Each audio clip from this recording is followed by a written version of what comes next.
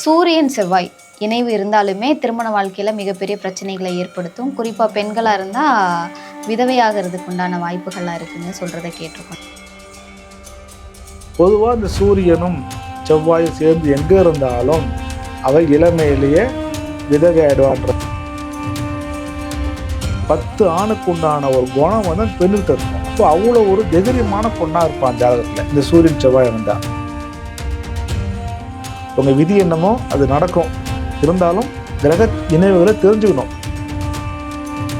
அப்போ ஜனனகால ஜாதகமும் நிகழ்கால ஜாதகத்தையும் ஒப்பிட்டு பார்க்கும்போது தான் உங்களுக்கு பலன் கரெக்டாக கிடைக்கும்.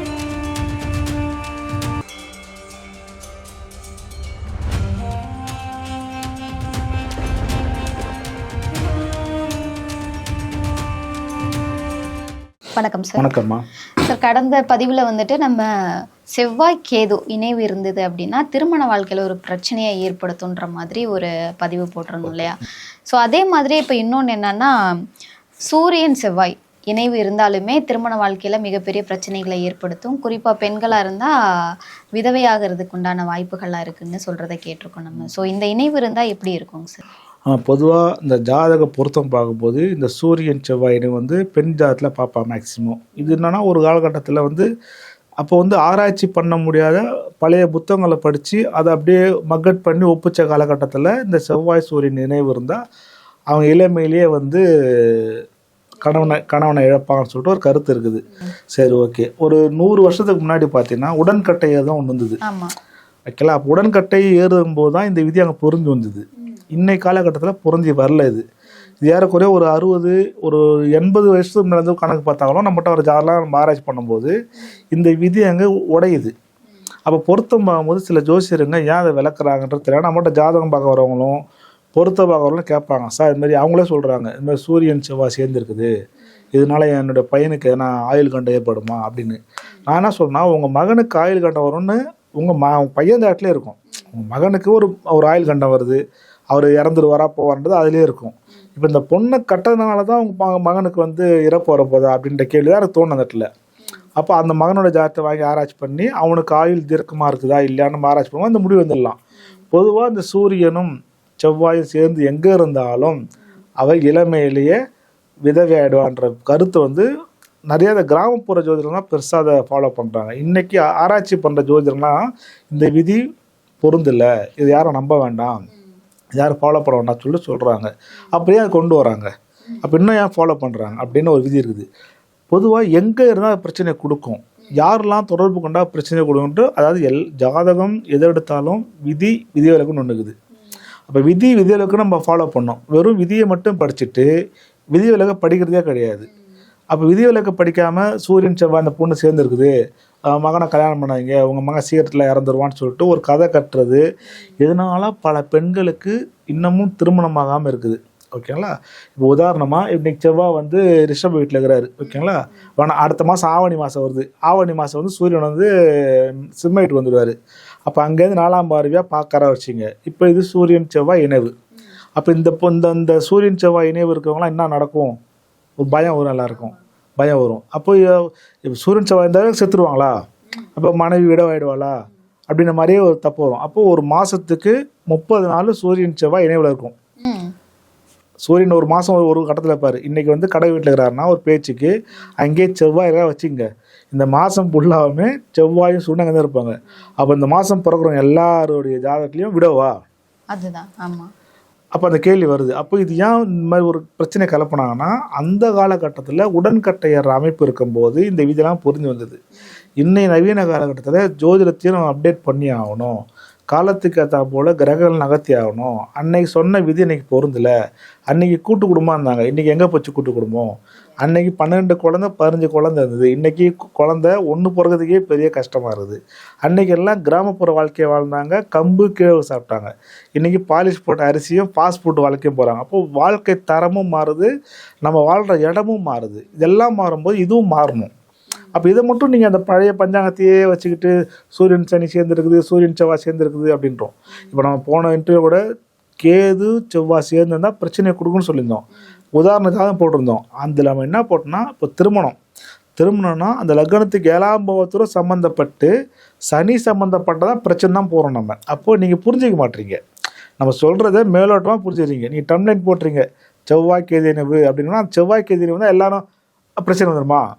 அப்போ செவ்வாய் கேது இருந்தால் அந்த 7ஆம் பாவத்துக்கு தொடர்பு சனி தொடர்பு வந்தால் பிரச்சனை வரும். அதே மாதிரி தான் இதுவும். அப்போது இந்த சூரியன் செவ்வாய் சேர்ந்து சனி தொடர்பு கொண்டு 7ஆம் பாவத்தில் தொடர்பு கொள்ளதா பாருங்கள். அப்போது நீ சொல்கிற விதி ஓரளவுக்கு பொருந்தும். அப்போது கூட அந்த மணமகனுடைய ஜாதகத்தில் ஆயுள்சார் நல்லா இருந்ததுன்னா கண்டிப்பாக இறக்க மாட்டார்கள். இப்போ என்ன தான் பண்ணும் இந்த சூரியன் செவ்வாய் அப்படின்னா, இந்த சூரியன் செவ்வாய் யாருக்கெல்லாம் இணைஞ்சிருக்கலோ அவங்களாம் டாமினேட் பண்ணுவாங்க, ரொம்ப தைரியசாலி. இவங்களாம் இராணுவத்துக்கு போக வேண்டிய ஆள், இவங்களாம் மருத்துவம் செய்கிற, அதாவது ஒரு ஒரு ரத்தத்தை பார்த்தா அஞ்ச மாட்டாங்க, ஒரு கூட்டத்தை பார்த்தா அஞ்ச மாட்டாங்க, ஒரு மாமியாரை பார்த்தா பயப்பட மாட்டாங்க, இப்போ யாருக்குமே அஞ்ச மாட்டாங்க. இவங்ககிட்ட இருக்கணும். அப்போது ஒரு 10 ஆணுக்கு உண்டான ஒரு குணம் வந்து அந்த பெண்ணுக்கிட்ட இருக்கும். அந்த பெண்ணை பேச்சாலையும் உங்களால் சமாளிக்க முடியாது, சண்டை போட்டாலும் சமாளிக்க முடியாது. அப்போது அவ்வளோ ஒரு தைரியமான பொண்ணாக இருப்பான் ஜாதகத்தில் இந்த சூரியன் செவ்வாய் இருந்தால். அதே மாதிரி இந்த சூரியன் செவ்வாய் இருந்தால் சில பேர் பிளாக்மெயில் பண்ணுவாங்க. என்ன பிளாக்மெயில்னா, நீ எனக்கு வாங்கி தரலன்னா நான் இதை பண்ணிப்பேன், நீ எனக்கு வாங்கி தரலாம் நான் விட்டு போயிடுவேன். இந்த அடம்ப்ட் பண்ண தெரியுமா, இந்த அடம்ப்ட் பண்ணுற ஜாட்லாம் இந்த சூரியன் செவ்வாய் இணைவு இருக்குது, இதுதான் பெருசாக பண்ணுது. அப்போ முழுமையான ஒரு பெண்ணாக இருந்தாலும் ரொம்ப தைரியசாலியாக இருப்பாள். நீ ஒரு 100 பேர் வந்தாலும் எதிர்த்து நிற்கிற அளவுக்கு, இப்போ ஜெயலலிதா மாதிரி வச்சுக்கலாம் ஒரு உதாரணத்துக்கு, ஜெயலலிதாவும் இந்திரா காந்தி அம்மா, இன்றைக்கி இருக்கிற மம்தா பானர்ஜி. அப்போ நீ எவ்வளோ பெரிய ஆளாக இருந்துக்கோ, நீ என்னடா நான் அடிக்கிறன்னு சொல்லிட்டு நிற்கிற தைரியத்தை கொடுக்குறது தான் செவ்வாயும் சூரியன் இணைவு. இது எக்காரணத்தை கொண்டும் தன்னுடைய கணவனோட உயிரை எடுக்காது. அந்த கணவருக்கு, தனக்கு வரப்போகிற கணவருக்கு ஆயுள்சானம் பலமாக இருக்கிற பட்சத்தில் அது கண்டிப்பாக இருக்காது. நான் அதுக்கு உதாரணம் சொல்கிறேன்.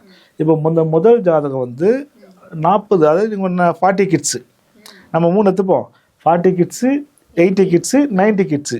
இந்த 3 கிட்ஸுகளுமே நம்ம இன்றைக்கி சொல்கிற செவ்வாய் சூரியன் இணைவு இருக்குது. இவங்க எல்லாருமே ஹாப்பி வாழ்க்கை வாழ்கிறாங்க. ஸோ இந்த அம்மாவுக்கு 41 பிறந்துக்கிறாங்க. இவங்களுக்கு பாருங்கள் சூரியனும் செவ்வாயோட 8ஆம் பாவப்படுது, ஆனால் 7ஆம் பாவத்துக்கு சனி தொடர்புனா கிடையாது. இப்போ எல்லா ஜாட்லையும் பாருங்கள், அதாவது கலசர ஸ்தானத்தோடு சம்மந்தப்பட்ட மட்டும்தான் யோசிக்கணும். அதுவும் அந்த பெண்ணுக்கு வரப்போகிற பையனுக்கு ஆயுள் தீர்க்கமாக இருந்தால் அதுவும் யோசிக்க தேவையில்லை.